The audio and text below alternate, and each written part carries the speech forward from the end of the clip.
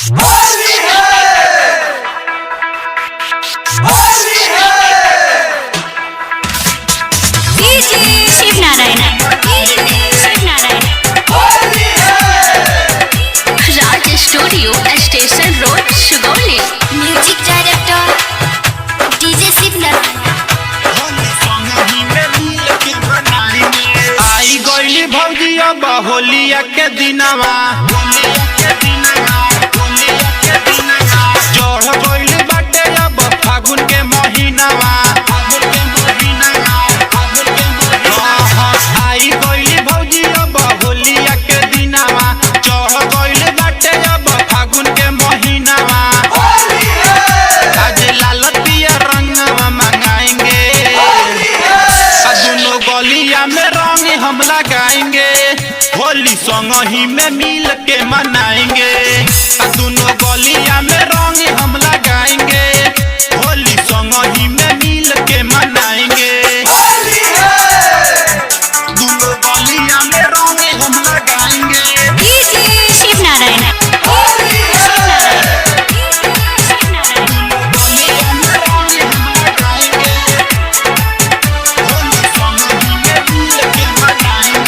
Music by Munna Raj. Director DJ Shiv Narayan.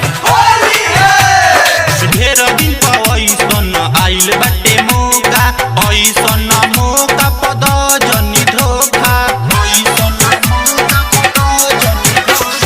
ढेर दिन ऐसन आइल बाटे मौका, ऐसन मौका पद जनी धोखा। मिलल बाटे ऑफिस से छुट्टी सरकारी, यही से तो पहले बनी होली के तैयारी। अब पुआ पूरी संग ही हम खाएंगे, दोनों गलिया में रंग हम लगाएंगे, होली संग ही में मिल के मनाएंगे। दोनों गलिया में रंग हम लगाएंगे, होली संग ही में मिल के मनाएंगे। शिव नारायण शिव नारायण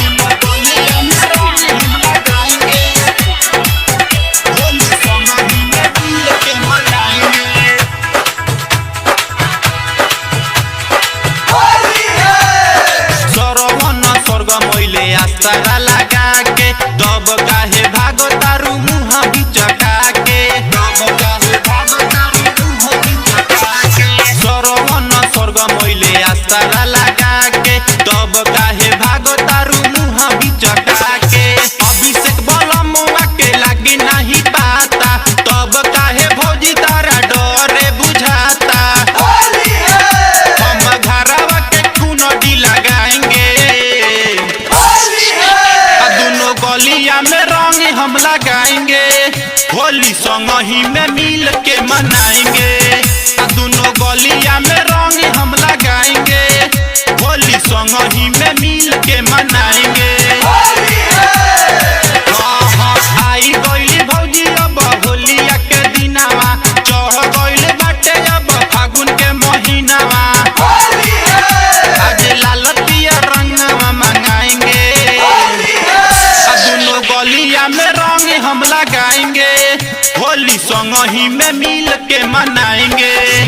दोनों गलिया में रंग हम लगाएंगे, होली संग ही में मिल के मनाएंगे। 9224846667।